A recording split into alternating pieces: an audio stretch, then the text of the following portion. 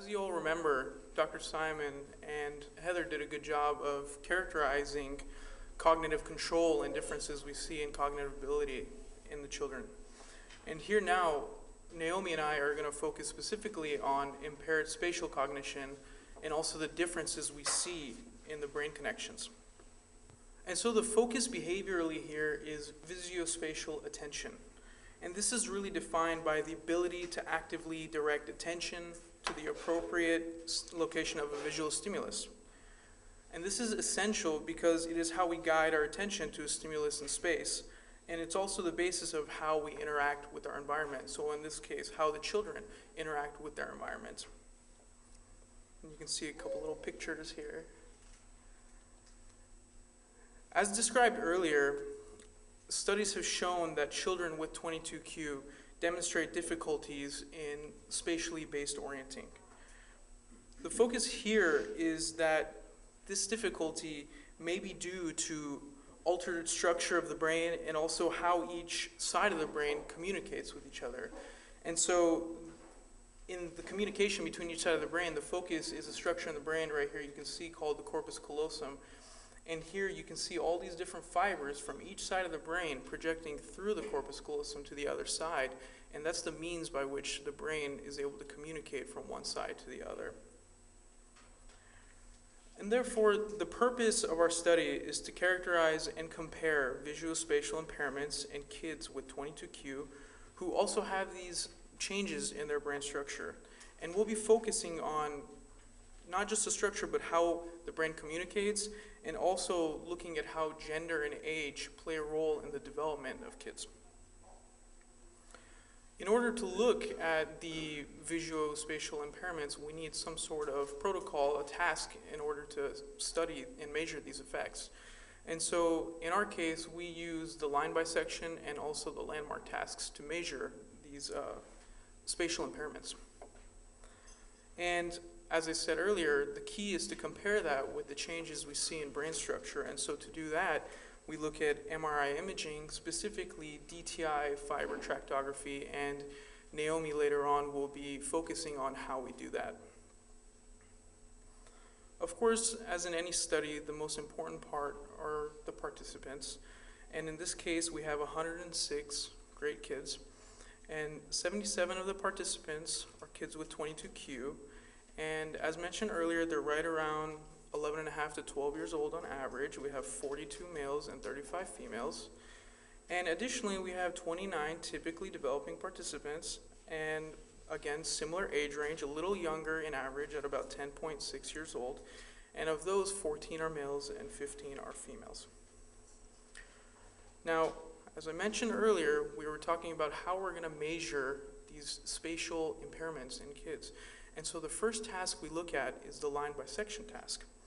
And in this task, children manually bisect a printed line. It's as simple as you see it here. A child has a paper in front of them, and there's a line right there, and all they're asked to do is make a mark where they believe is the middle of that line. And this really helps us measure the ability to accurately respond to a stimulus presented in space. And in this case, the stimulus is simply a line, and they have to mark it. And that's the spatial attention that we're looking at. Based on what we've seen, typically developing right-handed children are able to bisect the lines normally, and normal in this case is with a slight bias to the left. So they don't exactly bisect it right in the middle. There's a little shift to the left.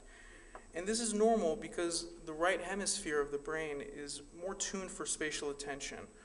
But it also focuses more on what you see on the left. So there's a bit of neglect towards the right side. And so we'll see that as we look at the results. It's also essential to note that this task is commonly used in the clinic, and it's used to measure stroke impairment. So what we're looking at in terms of this task is something that's commonly used. We know that it works, and we also know that it measures differences in hemispheres of the brain pretty well. And so here you can see on the bottom 2 examples of normal line bisection, and you see it's normal because the 3 examples, the child who bisected the lines did a pretty good job of marking it right in the middle. However, in this case, this is a highly impaired line bisection example, and you can see that in this case specifically, they tended to mark very far to the right in all three examples. And so I'd like to get into the results a little bit. And if you look at this graph, just so everyone has a clear understanding of how we're measuring things, children were doing this task both with their left hand as well as their right hand. And you can see that the blue dots represents typically developing children, and the pink squares represent children with 22q. And on the y-axis right here, these numbers, the positive numbers mean that the mark was more towards the right side, and the negative numbers show that the mark was towards the left side. And so when you do the measurements, we see that when marking a printed line, the children with 22q show greater leftward offsets than typically developing children. And what that means is that, as I said earlier, we normally see them mark a little bit to the left. However, in children with 22q, they mark it even further to the left. So they have some impairments with spatial accuracy. But in addition to this, we also wanted to look at the results in terms of age and gender differences. This would help us categorize how these kids develop. And so if you look on the left right here, this represents, I believe, younger and older, typically developing children. And here you have younger and older children with 22q. And what we see is that older kids are more accurate, and they mark closer to the center of the line in both the 22q and the TD groups, the typically developing groups. However, when looking at gender differences, with this side being males and females who are typically developing and males and females with 22q, there really is no difference between the way males and females mark the line. And so that doesn't mean there's no difference between males and females between typically developing children and children with 22q. What this means is that when just looking at males and females, we don't see much difference here. So that categorizes the first task that we use. But in addition, we also use another task called the landmark task. And in this, children are asked to determine whether a pre-bisected mark is correctly placed either closer to the left or the right or the center. And we make this kind of fun for them. Bisection marks, which are represented with a picture of Kermit the Frog, are pre-placed at different locations on the line, and they can either be on the left, the right, or the midpoint, and all the kids have to do is just decide which side they're on. And the importance and the reason that we use this task is because this task separates the motor component and also the perceptual or spatial component that we're looking at. With the previous task, the children were asked to physically mark the line. However, here, the mark has already been placed with a picture of Kermit the Frog, so all they have to do is spatially decide. And so in this case, typically developing children make more errors in judging the left or right fixed location of the mark as it gets closer to the so-called uncertainty zone, or the middle. And this is because you can think of it very intuitively. If a mark is placed very far left or very far right, it's very easy to tell which side it's on. However, as it gets closer and closer to the center, before it reaches the center, it becomes more difficult and kids begin to guess where the mark is placed. And so here you can see an example of a young kid looking at a computer screen, and they see one line, and on the right there's Little Miss Piggy, and on the left you see Fozzie Bear, and somewhere between you have Kermit the Frog. And these are three different examples of different locations. It's not just towards the left, it could be towards the right, it could be in the middle. And it's kind of fun, and all they have to do is decide which side it's on. And so here are some results. These are very basic results comparing typically developing children and children with 22q. And on this x-axis right here, 0 denotes the center. And they're basically where Kermit the Frog has been placed. And all the way at -16 is very far to the left, and all the way at 16 is very far to the right. And over here on the y-axis, we're measuring the percentage of errors that these kids make. And so what you can see when comparing children with 22q and typically developing children is that the children with 22q make more errors determining the leftward or rightward location of Kermit the Frog compared to the typically developing children.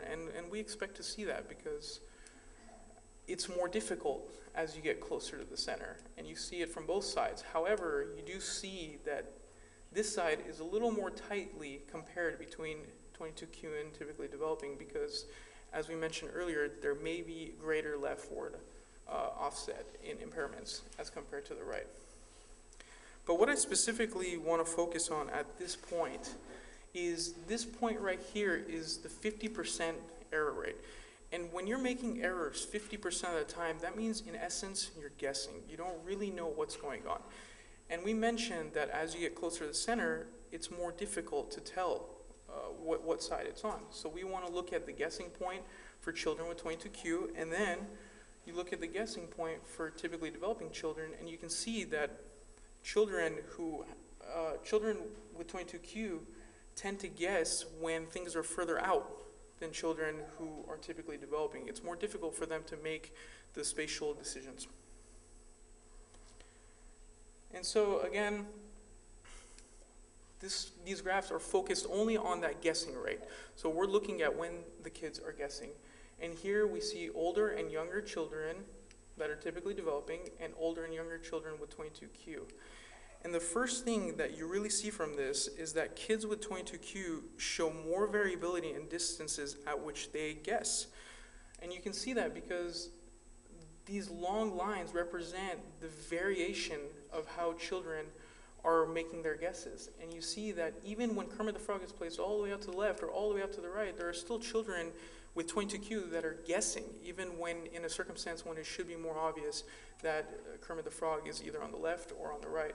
Whereas in children that are typically developing, it's more tightly clustered towards the center. And that tells us that, well, it makes sense because it's harder to tell when the mark is in the center. But more specifically, because this is looking at age, we can see that performance improves in older children in both 22q and typically developing groups. So we do see that improvement. However, there's still great variability in what we see. Additionally, we also looked at the comparison, once again, between males and females. And you see males and females who are typically developing here, and males and females with 22q here on the bottom. And what we can denote from that is that males tend to guess when the mark is closer to the middle compared to females with 22q. And it's early to say, however, maybe there's a different developmental trajectory or that age plays a role in gender as well. However, that's for children with 22q, males and females who are typically developing, we don't see that difference quite as much. And so to summarize the two behavioral tasks that we use, it's clear that in both line bisection and the landmark tasks, typically developing children perform a bit more accurately than children with 22q. And we noticed that in both examples, the impairments are a little bit more pronounced on the left side as opposed to the right. Additionally, both tasks help us realize that maybe when it comes to age, there can be improvements as kids grow older. However, it's a little more ambiguous when it comes to gender. We don't know the exact role that it plays. However, based on some of the behavioral data, we can say that maybe females with 22q possibly have different or slower developmental trajectories than the males. And so with that summarizes the behavioral component of this, and now we'd like to compare that with the anatomical component of 22q deletion syndrome, and Naomi is going to talk about that. Thank you. So in our lab, this is really preliminary data that I'll be showing, and it's more just talking about what we'll be doing moving into the future with this. So with this really great and rich behavioral data that we have looking at line bisection, we want to see if we can relate that back to different brain structures. And we know through all this research that the development of the corpus callosum and the maturity of the corpus callosum relates to performance on these tasks. So the corpus callosum is a structure that helps communicate between the left and the right side. And we'll get into that. But one of the major ways that we can measure the corpus callosum, it's what's termed in the brain called white matter, and it's basically a superhighway where we can measure those fibers like you can measure the flow of traffic out on the streets. And this type of imaging is called diffusion tensor imaging. Now that's really big word to say and really scientific, but essentially what it's doing is it's measuring the movement of water in your brain. So our bodies are filled with lots of water, and whenever you're using a brain structure, there's a rush of water when that happens. And so the analogy is in our gray matter structures, and these are the major, you've heard terms like the hippocampus or our cortex. Water just kind of sits there in the neurons. And so you can look at water in terms of whether it's just sitting there like in a glass, and so water molecules can just kind of flow around in a container. But in the terms of our corpus callosum, because we're talking about a highway system, now we're talking about water moving through straws is the analogy. So we're able to measure water in terms of the straw analogy, as we like to think about in our lab. And so is water moving in a tight compact here in this example, or is water moving more diffusely like in a glass of water? And so we can look at the brain in a term like this, and the colors here just tell us if the water's moving up, down, left, right, or side to side, but that's not important. But we can map in the brain then the white matter tracks in terms of water flow. So that's exactly what we're doing, since the corpus callosum is white matter tracks. It's the midline structure, or in the middle of the brain, that communicates between the right side of the brain and the left side of the brain. And so one way you can just measure it by tracing it, but that doesn't really tell you much information about the ability of that region to process information. So that's why we're resorting to this DTI, diffusion tensor imaging study. So think about it as a super highway communication system between the right side and the left side of the brain. So I will tell you right now, this is really preliminary, but what we have in our lab is we are able to measure those fibers and get this lovely image looking at just the corpus callosum fibers going to the right side and left side of the brain. And there have been some studies, and we know that in children with 22q, those fibers can be very distinct looking compared to typically developing children. So there's a great deal of variability with those fibers, where those fibers decide to go. Sometimes there's sparseness in these fibers. But what we're able to do then is to take the measurements that we acquire here and to associate back to the differences we see in the behavioral tasks. So we know there's a lot of variability in behavior, and what we're interested in knowing is, do we see that same variability in this structure specifically? So we do see, and we can look at and take different parts. You know, are we interested, or the differences in behavior related to maybe these fibers in the front of the brain going to the front of the brain or the back of the brain? So we can do all those. I don't have much more data than that, just to say that that's what we're working on, and hopefully next time you come back we can give you a full update of what we've seen. So with the DTI corpus callosum work, what we know and what we've seen in the past is that children with 22q do have a great deal of variability. And I know you've probably heard here talking about the changes in those structures in the middle of the brain. So a lot's going to be happening here with the corpus callosum. And we'll be able to start relating that to all the other structures we're measuring in the middle of the brain. So we do want to look at that, look at the shape of the corpus callosum as well as these fibers, and to see if they relate back to the behavior that we're seeing. So we're doing quantitative, again, correlations with age and gender. One of the interesting things is in control or typically developing populations, basically the amount of fibers and the maturity of these fibers out of the corpus callosum relates to the line bisection tasks. So do we see different age trajectories in our study. So that is the plan, and that is the future work, and hopefully working with Ali, we can give you a full update next time. So the overall conclusions from everything is that kids with 22q do show impairments in the landmark task, which was the one with Kermit the Frog, as well as just the basic line bisection task. And it's interesting that we're starting to see differences in age and maybe gender as well, and we hope to correlate those back with what we see in the brain.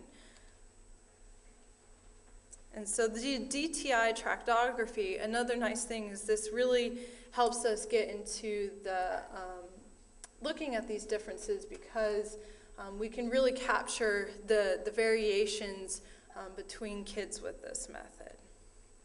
And so these visual spatial impairments, Heather's talked about them, we've talked about them. We see these impairments in children with 22q, and we hope to see that we can correlate this back to brain development as well.